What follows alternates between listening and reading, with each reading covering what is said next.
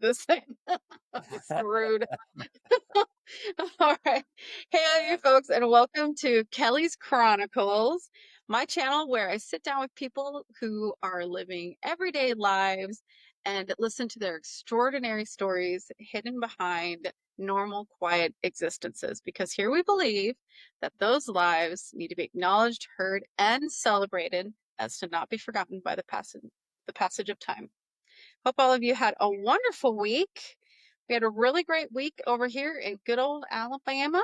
As you can tell, I have a different background. I am in my tavern and restaurant office.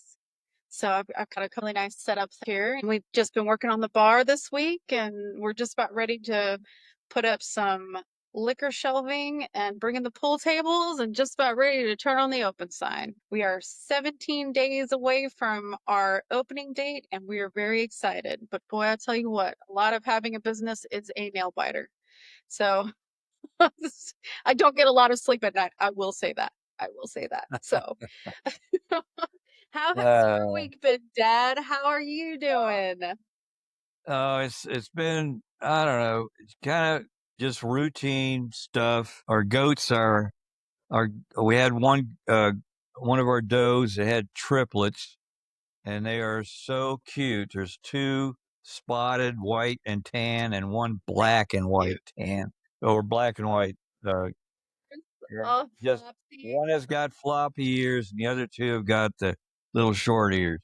And they are so cute. It's I tell you what, goats. That's why people like goats because the babies Cute. are so cute, and they start jumping around. And I'm going to build Cute. a teeter totter for them, where they can run up and down on a teeter totter and put some stumps out. We got some stumps that we got left over from firewood, and we're going to put a couple in where they can jump from one to the other. We have a Oh, the plastic playhouse playground. for them. Yeah, but they're so fun to watch them. They just never hold still. Nope. And, They're all just that's jumping all been over the pretty much place. has been, I've been building because the weather is great here. It's been up in the Yeah. 60s and clear and sunny and everything. Today is overcast and we've had a little snow last night on the up on the 6,000 foot level of our mountains around us, and they're looking at maybe Thursday we're going to have a couple of inches of snow down on at the 5,000 foot level where we're at, and we'll see. And it's going to get cold at night, it's gonna be down at 20 at night. So it's the That's Northern Rockies, and yeah, it's you just weird. the weather is unpredictable. Very. Oh, also, I forgot to mention, I am officially down to 217 from I started my weight loss journey at 260 and I'm now down to 217. Congratulations. You Thank look you. You look marvelous, darling. Thank you, Father. I feel marvelous. And by the way, congratulations on your starting your business. I'm really proud of Thank you for you. having the drive and the ambition and having a goal that's to have a nice place for people to come and have a night on the town. And that's gonna be, I think, a great addition to the local The local economy scene. and the local scene. I think you're going to do well. I really do. And you planned it.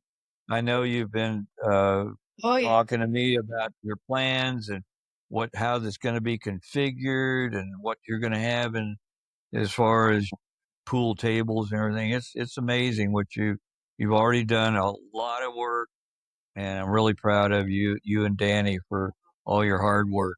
And keep it up. Keep it up. We're all rooting for you. I know you are. Yeah. Like, when's this place gonna open? You got this. Yeah, it's been a long time in the making, and it, it's kind of a little dream of mine. It kind of actually started with you, Dad, and it started with the idea of having your own business and making your own money is where Yeah, it started. The American dream of being able to create something for yourself. And yeah. I have a fantastic partner in crime, my husband, who was is just as ambitious as me, so if not more. He's a hard worker, and Yes, he's a leader of men too. And I saw that in he him. is. He gets it done, and He does. that's what you need when you're in business for yourself. You need to have at least one partner that's a mover and a shaker. If you got two, if you got a bunch of partners, and that's what you're basically you're doing here is that you're in a business and you have your husband as your partner. And Hmm. that's when I had my business. I had uh, another carpenter guy, and He was a part. he wasn't motivated. Yeah. I tried to be motivated. I don't know. I tried to feed off of him or something because he was the expert, and I tried to, to say, okay, now what do we do now? And he'd give us ideas, and I didn't have any idea how to do those flips, What do you do? he, but he did, and yeah, he was, and that was a mistake because he was not a mover and a shaker. I wasn't either because I didn't know what I was doing. He knew what he was Right. doing, but he wasn't motivated to get it done. You have to, when you're flipping houses, you have to have You gotta be. like, You gotta. I've learned later that how you do it is you set a time schedule and you Yeah. say, okay, this house going to be back on the market. We're going to redo it in 6 weeks or 4 weeks or 3 months or whatever your timetable is, and you stick to it every day. And if you fall behind, you stay there, and that day you stay there for 20 hours. That's what it's going to take to get back on schedule, Done. so you can put that house back on the market. And boy, we were in some houses for over a year. I know. I was right It there just with you. it was crazy. Well, exactly. You know what I'm Yep. talking about. I was And that, right there. with you there, it was. I felt bad for you because we couldn't. We get to work, and then like 2 hours later, he'd show up, and Uh, we were like, now what are we? We're like going. I wonder what we got supposed to be doing. He's the one with the plan. And yeah, it was a yeah. disaster. My excuse was I wasn't a businessman. I was That I is was that I is was a a perfectly sailor. good I was a excuse. sailor on the beach. I was stranded.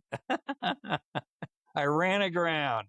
Yeah. Yeah, Well, and and I've told you plenty of times that, and actually we had this really good conversation the last time I was in Idaho, and I was actually really happy that we had that conversation because I think a lot of healing happened in that conversation. But I told you that I learned from the mistakes that you made yeah, with your business on what to do and how to run a business. So because of failures that you had to face and endure, I'm even stronger for that.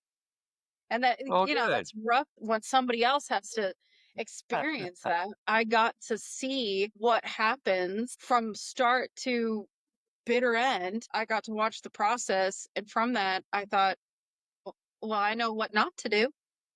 Yeah, So I know what to do. yeah. So, Well, and I'm that's happy good. about I'm glad that because it blew me out of the saddle. After that, I didn't ever want to go back into business again, which was probably like they said, when you fall off a horse, get back on. get back And I on did and be not like, get no, back on. I fell off, and I said, I ain't doing this no this for more. me. This is crazy. Just looking at your example, there you've got like three businesses going all at once. So there's, Yeah, we if you do. if you have if you have that entrepreneurial spirit and you're willing to take a chance, you can find work. I Yeah, mean, we had. I can remember in Vietnam, I had these little boys that had little styrofoam yeah, little styrofoam boxes, and they Yeah. had on and they had a little lid on it. And put it up, and they had rice balls in there, and they'd be running around selling these rice balls, and these are like Ambition. 6, 7 year old kids and Yeah. trying to make money for their family. So even in a war torn country with a bunch of wacko Americans running around trying to trying to You can kill still your make money. relatives, you can make money. You can make money. You can sell a rice ball, you know. Don't stop right there. Yeah, but the secret to it is they had a little shelf in there. They'd stick their finger down in this little hole. They'd pull it up, and underneath that they had what we called uh, let's see, what do we call them? Just a second. Uh, OJs, OJ. I'm pretty sure what it was. It was a marijuana cigarette dipped in liquid opium, Uh, and okay. and it, you and they and sometimes it was just a regular cigarette dipped in opium, but usually it was a marijuana cigarette dipped in opium. And boy, you smoke one of them bad boys, and you were not only high, but you're on your way to being addicted because opium is highly addictive. And Yeah. people with these military guys were still buying them and smoking them. And I'm saying, whoa. And they did, but the thing about it was over there, they had no test for drugs. Now, Yeah. when later on, when I was in the military, they started testing for drugs. And they would, of course, if you got caught with opium or marijuana or anything in your bloodstream, where they could detect it with their test, you were history. They'd throw you right out. They were had they had zero tolerance for drugs, and that was, of course, that was in the 80s and 90s. Now, previous to that, they would, if they caught you for whatever reason doing drugs, they would punish you and maybe take away your security clearance, but you were still in the military. I got caught doing drugs, and they canceled my secret clearance. I kept a confidential clearance, and they still deployed me to Vietnam. And then eventually they restored my secret clearance. You ever see that TV show NCIS? Yeah. I had my I had my experience with NCIS because boy, Mm. when they found out I was they took me into the back room and they interrogated the heck out of me and made sure that I didn't have any on me. They wanted to know who I got them from and everything, and they were really serious, and they canceled my Okay. Well, now confidential. you have to tell the story. Now you have to tell Yeah, the story. So go. here's what Let's here's what happened. start this Okay, off. this is when I was in beach jumpers. Okay, and I just got into beach jumpers. I think it was my first, like it was that first summer of '67, and I went down to down to Tijuana because I was only like 19, uh, Mm-hmm. and you couldn't drink in, of course, the United States unless you're 21. So we would a bunch of us guys would make the pilgrimage to Tijuana and go down to like the Blue Moon and the Salty Dog and all these Mexican bars down there and drink all the cerveza we wanted to. And so I went down one weekend on a Sunday. Went down and had a lot of booze, a lot of beer and mixed drinks, everything. And I came back. Somehow I ended up in a car with some other sailors, and we were coming back to San Diego, and I was still like blasted. And this one guy says, "Here, you need to take this pill, and it will sober you up." Oh, what they call a yellow jacket, and a yellow jacket is It's not I think it's a depress I'd have to look it up, but it's a drug, and I'm not real sure whether it was a stimulant or a depressant.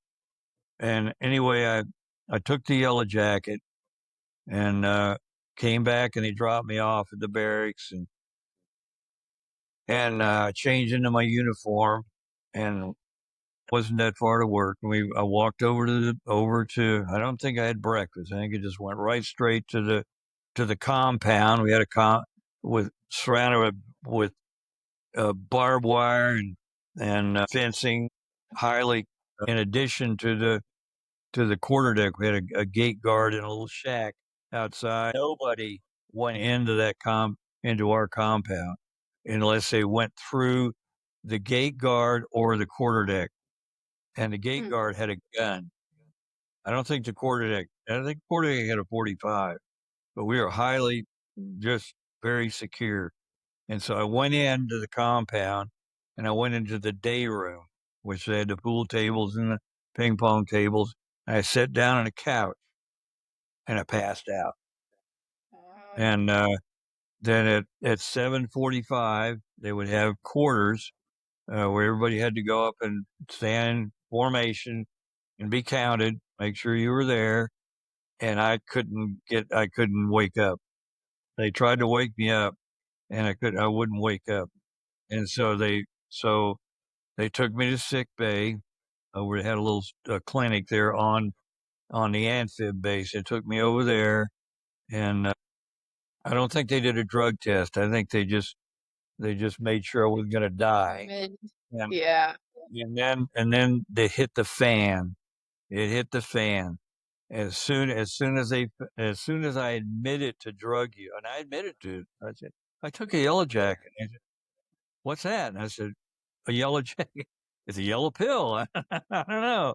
And they said, okay. Then NCIS took over, and I had a secret clearance, and I was in a highly classified unit, and so they weren't going to mess around. They took me into a back room and drug me over the coal for hours and hours. And the first thing they did was cancel my secret clearance. I still had it confidential, but my secret clearance was canceled. And they said, you won't be able to have access to any classified material above confidential. And they said, well, you'll stay in beach jumpers. We're not going to get you out of beach jumpers. And I'm not going to brag. They said, you're a valuable member Yeah. of of our team here. You're you're a great technician, and your business with the communications end of things, and we're going to leave you in beach jumpers, and you'll probably deploy, but you won't have access to secret material. I said, okay. And so, and I think I got some extra duty and restriction, which is standard non-judicial punishment. I think I went in. It's been 60 years. That's kind of fuzzy, but I think I had a captain's mask, and then which is where you go in front of your commanding officer, and you're given art non-judicial punishment. You're not in. It's not a court martial. It wasn't court Mm, martial, but I nope. went. I think that they reduced me in rank. I was a third class radarman, and I think they reduced me to a seaman, or what you call a designated seaman. It should be RDSN, radar for radarman seaman. And so I lost some pay and some privileges of being a petty officer, and then they immediately deployed me after. I'm pretty sure that no wait, no wait, I take that back. I went to mess cooking. That's right, because every unit Okay. that used the galleys on the amphib base had to provide a non-rated person to work in the galley, and there was SEALs and UDT personnel who had to do galley duty, had to do what they call KP, kitchen police, in the Army and the Navy. You're just in the scullery or whatever. You're a mess cook. They call it a mess cook. and I went to mess cook duty. That's right. I remember that now. And that was very interesting. And I could do a whole hour on that. On that, I spent I seriously I spent I think 3 months as a mess cook, and I made a really good friend, Galen Maynard Walker. If I saw him today, we would be like long lost brothers. We had after he got out of the Navy, pretty like about 6 months after we were in mess cooking, and he went to San Francisco and he enrolled in the Taylor Street School of Art. To And be he a could cook? To be a chef? no, no, to be an artist. He could, Ew. yeah, he was going to be an artist. And I went to San Francisco and visited him, and it was and this was the summer of '68, the summer of love in San Francisco. Yeah. And when I went up to see Galen, and he had a sea bag. Seriously, he had a navy green sea bag, which is, they're about 4 foot high and about 18 inches in diameter. He had one half full of marijuana sitting in the closet. I said, "What are you selling this stuff?" He said, "Oh yeah, that's how I'm doing my tuition." And we had I didn't smoke any pot because I figured the Navy's going to find out, or I already had Yeah. one rush with booze or with drugs. I was not going to take a chance. And Yeah. but we had a great time. We went up to Haight Ashbury and walked around Haight Ashbury. Me and old Galen Oh, and we walked around up there and we saw all the hippies and all the runaway kids, lots of runaway kids. They just barely subsisting on there was a store there. I think it was a drugstore or something, and they had a fry cooker in the back, and they were selling these paper bags of French fries for 80 cents. For 80 cents, you get this like I don't know, probably a gallon of French fries. And that's what all these kids were eating, these stinking French fries. And it smelled. Nobody was bathed and they were smelly. And a lot of them they had acne coming on because they weren't bathing. And these were 15, 16-year old, maybe some a little older, but a lot of really young kids that were away from or ran away from home. And they were just hanging out and every time you'd pass an alley, because it was an old part of town. Haight-Ashbury was an old part of San Francisco. It was basically built after the earthquake in 1906, and a lot of these just like little alleys and little dead end streets, and every time you'd pass one of these alleys or storefronts, somebody would pop out and say, "Hey man, you want to buy some coke? You want to buy some pot?" No. Yeah, and they had these little storefronts with, like Dr. Mungo's psychedelic uh haven or what I'm going and all of these you could tell there's a lot of predators there. These yeah. sleazy guys in their 40s and 50s with a couple of girls in their arms going, "Oh, this is stupid. These people are going to end up addicted and venereal disease and a police record and not maybe not everybody. A lot of them. A lot of It that. just did not. It was not good. It was a terrible. It was a tragedy, really, that these kids felt so oppressed at home that they had to run away and come to that stinking piss hole of Haight Ashbury and live on French fries. And San Francisco's it still terrible. disgusting. Yeah, I said Plenty of the times. summer of love was a total washout. And me and old Boo. Galen, yeah, we agreed. Old Galen and me, we agreed on it. This was not some place that little girls, especially the little girls. boys that is are the boys are, making it where they're at. They're gonna, but these girls, this was their introduction to drugs and sex and music and psychedelic music, basically hypnotic. Like I can remember that I had an album of Grateful Dead, and they had one song called Viola Blues, and it was the entire side of it was like 20 minutes of this like hypnotic when you go, and if you were stoned, you could sit there and listen to that stuff, and you would not even know the passage of time. And so these girls they get stoned and start listening to this music and doing the little pot and have some guy there.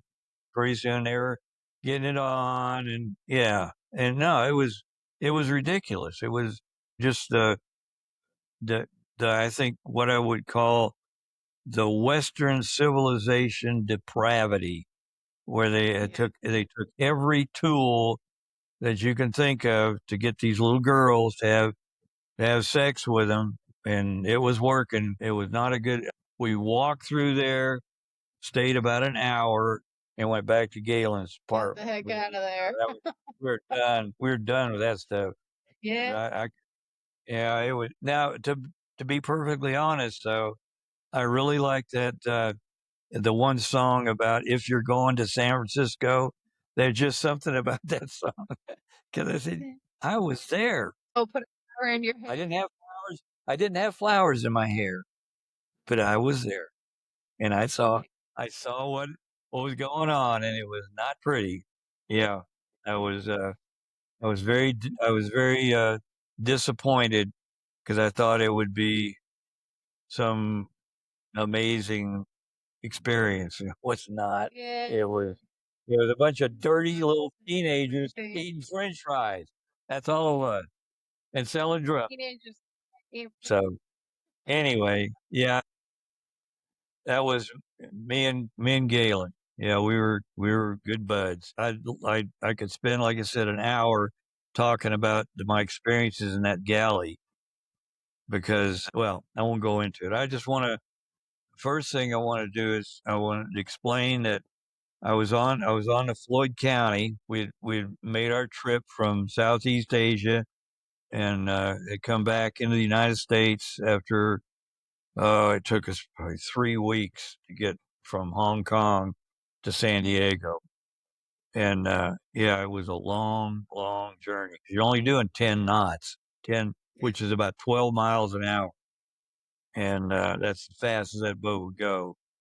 And yeah, and it was just, On a well, bike. I think yeah, I explained some of the hardships that I went through on that Yes, you did. Yes, you three explained week some of them. Yeah. 3 weeks to come to the States. And anyway, I got to San Diego. We got back in October. We made it back to the States, and we were sitting in over on like 32nd Street was a big area, a lot of ships over there. We were sitting up there at a dock, and one day I got a set of orders that came in. Usually they would either mail a set of orders or they would come on the teletype. And since we were tied up, they came in the mail and or by courier, not sure which.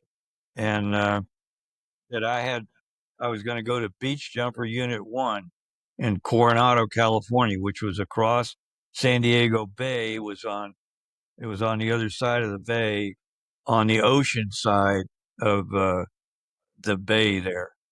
And Yeah. I had never been. I didn't even know it existed. Now I'd went through boot camp at NTC San Diego, which was up in the northern part of the bay. So I was in the northern part of the bay. Then I went over to the eastern side of the bay, and then to the western side of the bay. So, and there was Lower.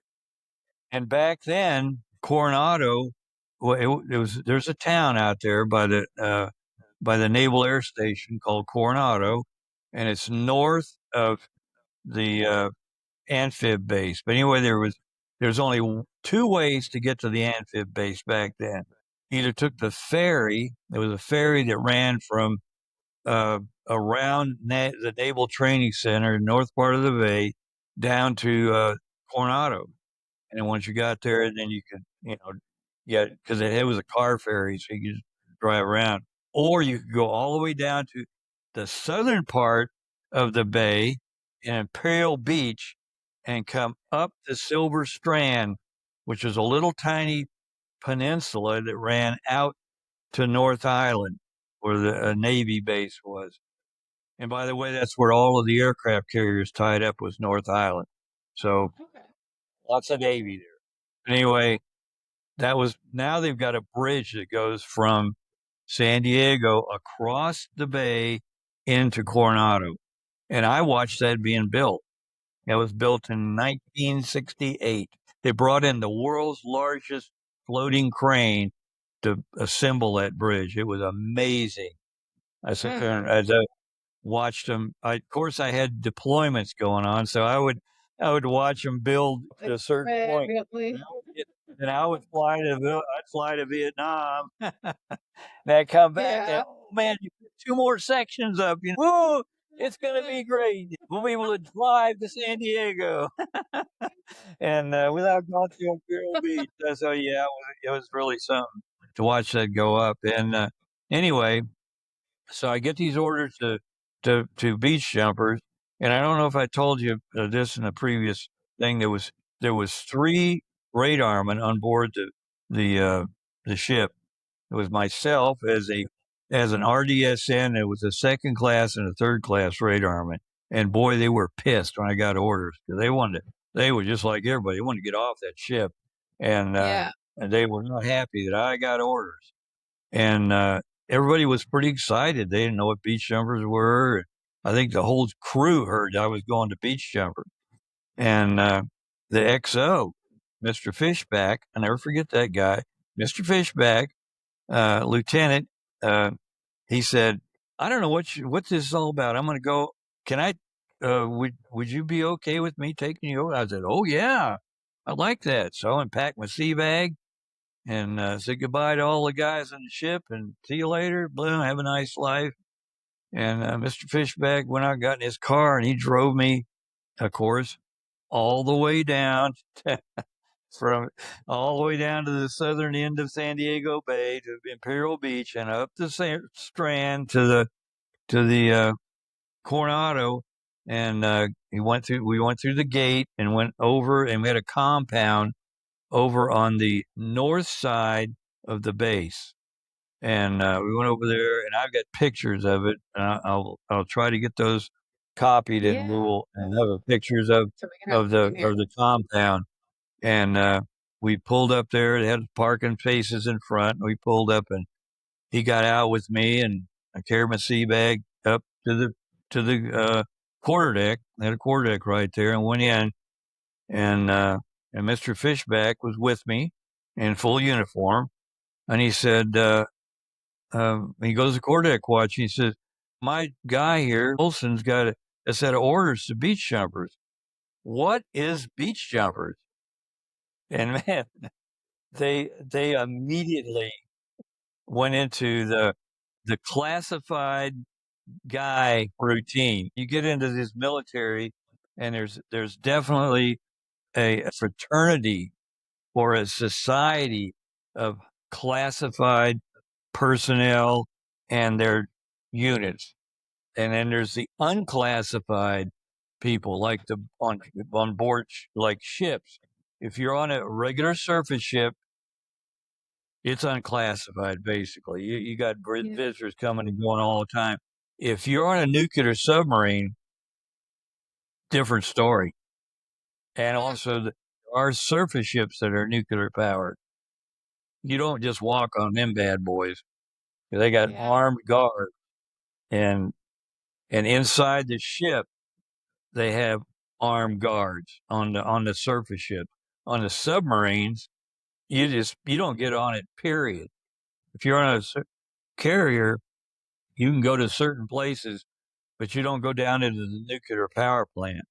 Period. They have Marines Yeah. down there to shoot to kill. They have orders shoot to kill. If you violate the priorities or the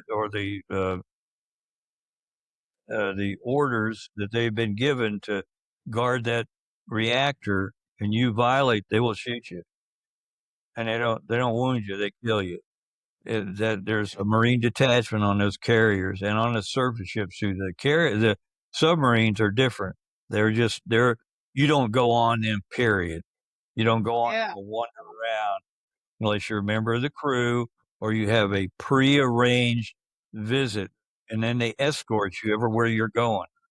And on the carriers, the nuclear powered carriers, they got guys wandering around, they're doing all sorts of maintenance and stuff, and they don't have clearances or anything, but they don't go into that nuclear plant.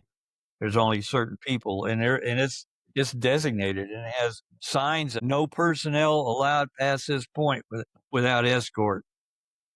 The Marines Mm. they're armed and dangerous. They have no sense of humor. And beach jumpers are exactly the same way. We had no sense of humor. And it was classified. And as soon as Mr. Fishback said, "What is beach jumpers?" They went into that classified mode. They almost reached for their guns. And they said, "You don't have a need to know." He said, "Well, was there anything you can tell me about it that even if I don't have a need to know?" And they have this little sentence that they come out with. It says, "We are a psychological warfare unit with capabilities in electronic surveillance." And that is it. That's it. That's it. And he said, "Well, what?" And they said, "Sir, that's all we can tell you. Please don't ask any more questions or you will be escorted out or placed under arrest." And they were dead serious. I said, "Whoa, what am I getting myself into? What is this beach jumper crap?" And it took me, seriously, it took me a long time to figure out what we were doing because Yeah. very few people would actually sit down and say, "Yeah, we did, and we went to Vietnam and we're doing this." No, you had to find it out piecemeal, a little bit at a time. And they didn't have, you'd think that with a classified unit like that, that they would have like a briefing. You would come in and they would sit you down and give you a briefing and tell you what. No, they didn't do that. They said, "You can't talk about it. Don't write to your parents and tell them what we're doing. We'll find out and you'll be in trouble." You understand? Yeah, okay. Anyway, here's something it's kind of interesting. This is, I don't know if you can see it very well. This is yeah, it says Beach Jumper Unit 1, and it says Naval Special Warfare. They have to That's understand that Naval awesome. Special and those ribbons, this is Vietnam service. Okay. This is a Navy Cross here. We had one guy that got the Navy Cross, and this is a Navy Achievement Medal here. So it kind of it says, Vietnam Navy Cross, Navy Achievement. And oh, this is there was 2 units. There was Beach Jumper Unit 1, which is this one here, and Beach Jumper Unit 2, which is this one here. Beach Jumper Unit 2 was stationed in Little Creek, Virginia, which is right next to the naval base there in Virginia.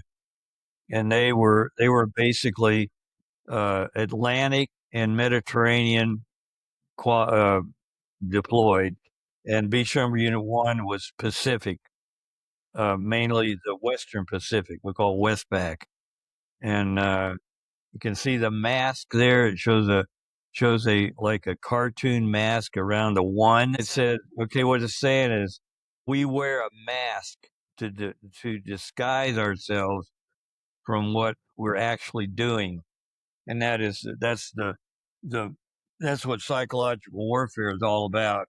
It's about you fool the enemy into thinking you're doing something that you're not really doing, and it distracts him from what you're actually up to. And they did now D-Day, and they that was one of the major operations with beach jumpers. They went over there and they deployed. There was 11 teams in World War II. They were deployed all over the world, and they were all trained. On the back of this card, it talks about being trained in Ocracoke Island in North Carolina, and they have a memorial there where they trained 11 teams of beach jumpers that went all over. And one of their main things was they were on the coast of England, and they were what they were doing is they were trying to deceive the Germans into thinking we were going to land at Calais in France, which was about 50 miles south of Normandy on the coast of France. And we used electronic devices, radios, and radar. We went out and we had patrol boats that went, and it made it look like we were surveying the coast of Calais. And the Germans fell for it. They listened to our radio traffic that we was all false about going to go to Calais. We're getting all ready to go to Calais, and the Germans bought into it, and they deployed a bunch of Panzer divisions, German tanks, down to Calais, and they were waiting in Calais for the invasion, and didn't come. It was up north in Normandy, so it worked.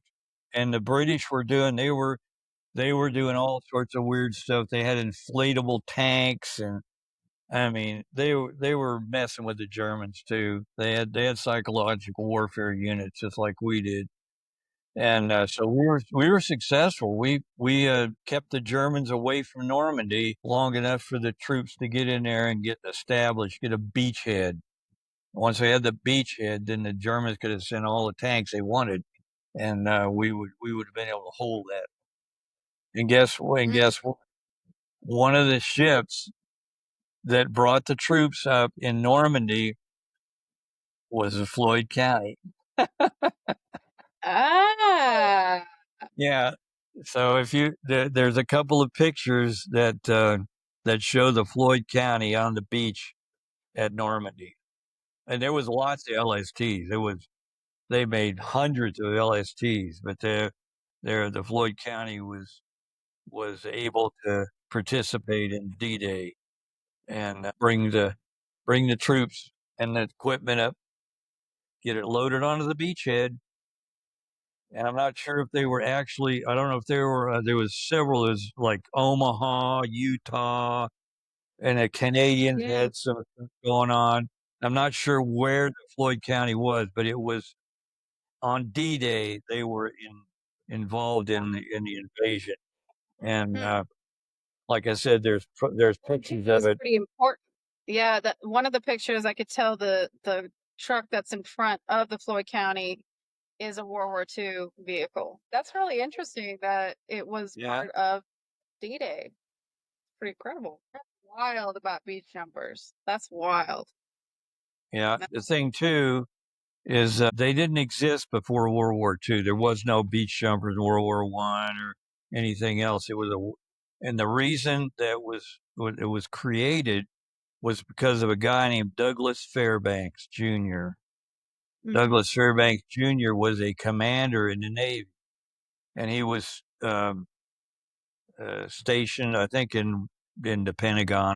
And he was since he was a Hollywood personality. He made lots of movies, a big action star. He liked swashbuckling movies, and he was a cinematic hero.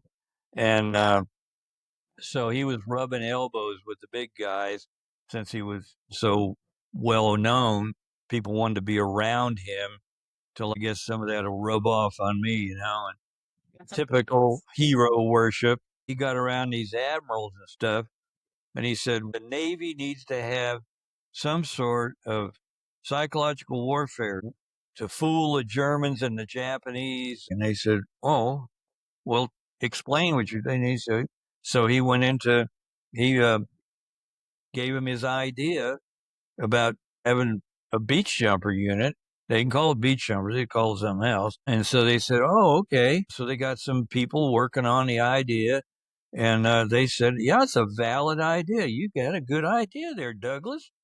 And that's when they created the beach jumpers. And they took them, like I said, to Ocracoke Island and trained 11 teams and deployed them all over the world. It was highly classified. And they couldn't tell their wives or their girlfriends what they were doing. They just said, "Well, I'm in the Navy, and I'm going to go And that's what I'm doing. fight the war, and that's about it."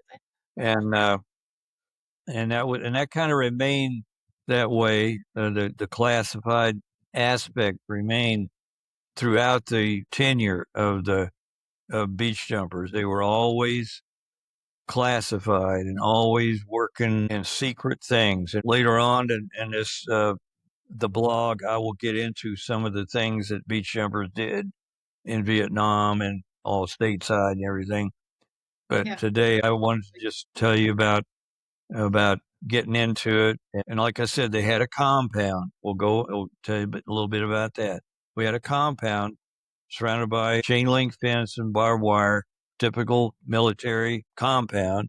And inside the compound, we had, I think, three buildings. We had a building that was our day room and our the headquarters where the quarter deck was, and had our bathrooms, everything in there. Then there was a an engineers had a building where they worked on our vehicles, and then there was another building that was like a supply building. And anyway, we had mainly 2.5 ton and 5 ton trucks and some Jeeps, and had 1/4 ton ammo carrier. That was it. We didn't have a whole lot of vehicles, but we had enough that they had a couple of engineers and had a nice garage for them to work inside and roll up doors and everything, and they get in there and then keep our vehicles operating. Then they had what they call communication shelters. They had normally had like two or three sitting around, and they a had one that looked like a camper that you would slide in camper, little bitty thing. Then they had type one and type two communication shelters. The type ones had three positions inside for operators to sit and operate highly versatile radio equipment. They had uh, every advanced radio equipment that the Navy had available. And and we had two tape recorders in there. We had uh, a 2 speed, 1 track, and uh, a 4 speed, 2 track. Big, on top of the line. They were tape recorders. They had the reel to reel tape recorders.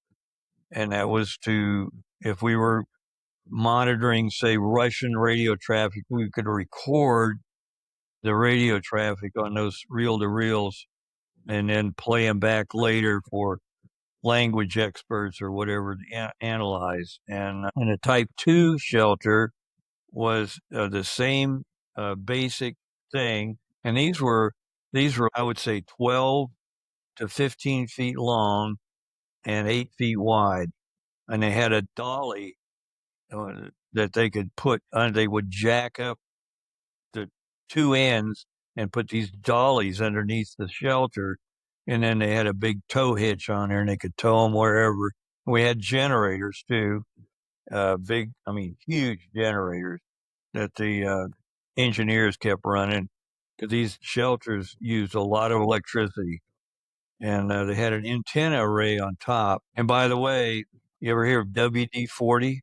WD-40 was made in San Diego, and the beach jumpers used that WD-40 on our extendable 32-foot whip antennas that we had four of them on top of the shelters, 32 Okay. foot, and they extended they were telescoping. It fit inside. They had the base.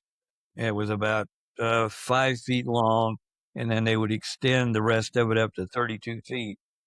We were right in the ocean, and that salt spray would freeze those antennas in a heartbeat if you didn't have. Yeah. And so we would go buy WD-40. I mean, we worked gallons of that stuff, and some of it was in spray bottles, and some of it was just in cans, Yeah. WD-40 metal cans, and we would refill our own spray bottles, and we used that stuff to keep our antennas working. And By the so gallon. yeah, they probably that's Like, what I'm was their alive.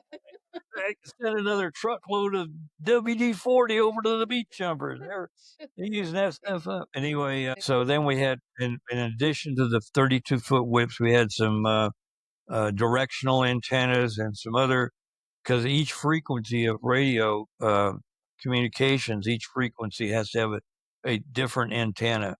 And so we had different antennas for different frequencies. And it would take about 8 hour day to totally deploy a type one shelter because of all the antennas and all of the setting up because we couldn't just hook these things up to the shore power. We had to use Yeah. the generators every time because the generators had different types of electricity that they generated for different radios inside the shelter. And so if we wanted to use the shelter, we had to start the generators up, and it would take all day.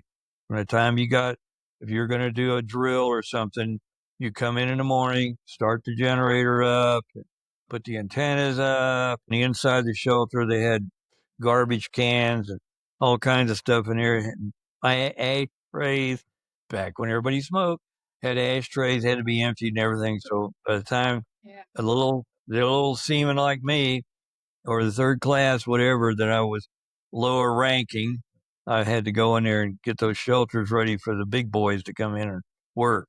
And yeah, it was really, and I had no idea what we were doing.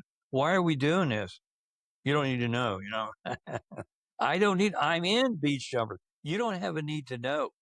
And that was always, that's Not one clear. thing that's about classified material.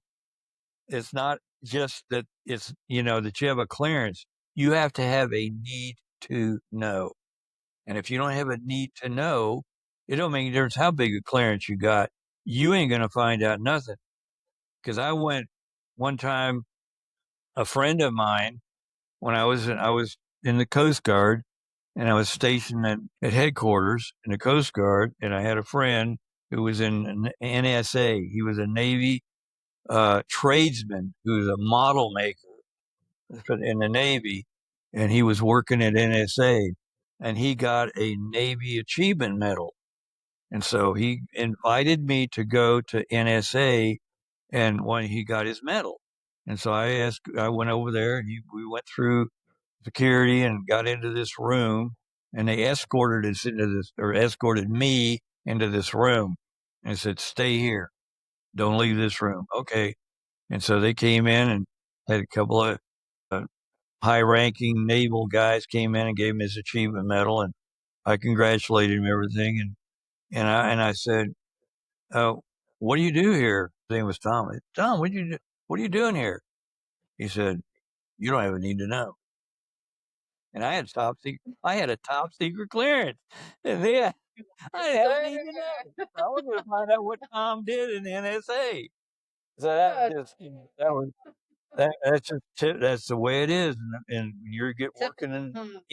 in any classified, whether you're in the military or a civilian, and you have access to classified material, you better have a need to know, or you ain't gonna find out nothing. And they grant you the need that if your job description you have a need to know about X, Y, Z, then they'll grant you the clearance access to that, whatever that information is, because you have a need to know. with your job or whatever. But if you don't have a need to know, you don't know what's going on. I Yeah. mean, you could have your like this was one of my best friends, and he flat told me he said, "Don't be asking him questions, or I'll turn you in. You don't have a need to know what I'm doing." Okay. Yes, Oh sir. yeah, Yes, my sir. top secret clearance was garbage at NSA. Yeah, they had like, get out of clearances. here. They had clearances. You had to have a top secret clearance to talk about the clearance. I mean, yeah, yeah, it was Dang, that's crazy. That's yeah, crazy.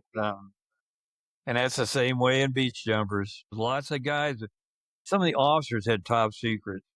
Almost all the enlisted men had secret clearances or confidential. The confidential clearance guys, they were limited in what they could do. Had to have that secret clearance before you could be a fully involved in all of the operations and know what's going on. So, yeah, Man, that's crazy. there you go. And that's just a very tip of the iceberg of what I'm going to, because Yes. I did two deployments to Vietnam with beach jumpers, a total of 16 months in Southeast Asia, in various like Okinawa, Philippines, Vietnam, and probably have spent uh, of the 16 months I was in deployed, I probably spent 10 months on board ship or in country in Vietnam, and the other 6 months was in transit in Philippines or uh, Okinawa or Subic Bay or on a just going from one point to the other.